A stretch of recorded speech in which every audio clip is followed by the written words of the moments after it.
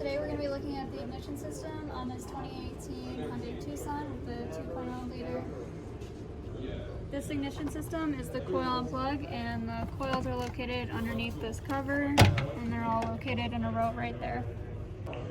We're going to be doing a visual inspection of the coils and also of the spark plug. Then we want to remove this 10mm bolt. With the remove, we can pull the whole plug right out. In order to remove coil number 4, we had to loosen the high pressure fuel pump bolts in order to wiggle this, in order to get this to come out.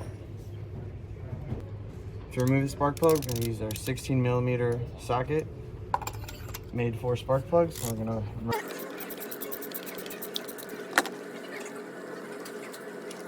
there we can see our spark plug. The spark plugs look pretty good. We don't see any abnormalities or anything that would suggest that these need to be replaced. And then we can also see that this is a NGK spark plug. We also checked the coils. We check for cracks, any sort of obvious failures or something wrong. You don't see anything.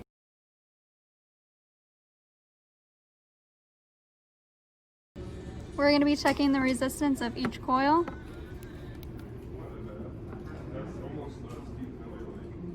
And the specification is 0.75, so this one's pretty close.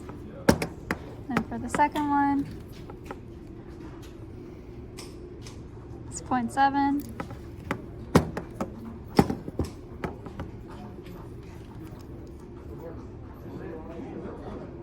Third one's 0.7.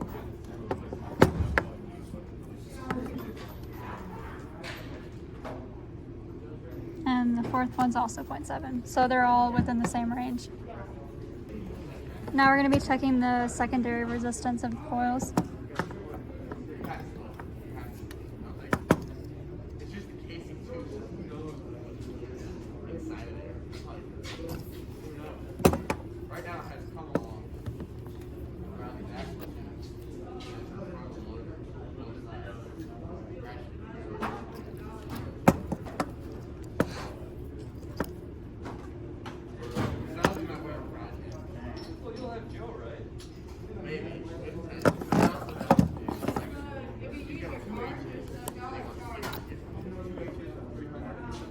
And we can see that all the coils are pretty close in resistance. Now we have the spark plug screwed in and snugged. Now we want to torque it to 15 foot-pounds. And that's it. Go ahead and reinstall all the coils and plugs and tighten these down. Reinstall all the connectors. Now we're going to be using the picoscope to watch the driver voltage on the coil. We have our leads hooked up to this green wire right here, which is our driver circuit, and we also have the other one hooked up to the negative battery terminal.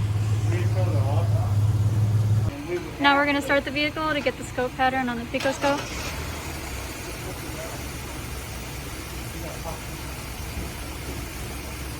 Here we have our voltage reading. Here is source voltage. There's dwell saturation time, and here's a collapse in the magnetic field, and this is when spark is occurring, and here is the leftover voltage that doesn't jump the gap.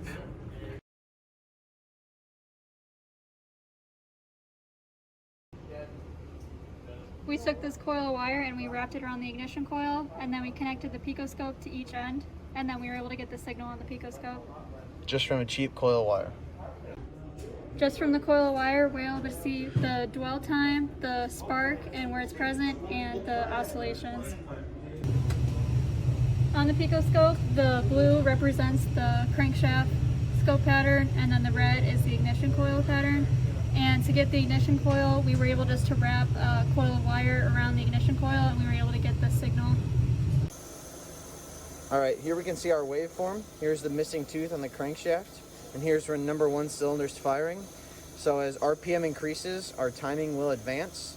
So we can actually see that on this waveform by when we increase the vehicle's RPM, this missing tooth will get closer to this ignition firing. So this distance will shorten because it'll be firing much sooner. All right, so now we're going to increase the vehicle RPM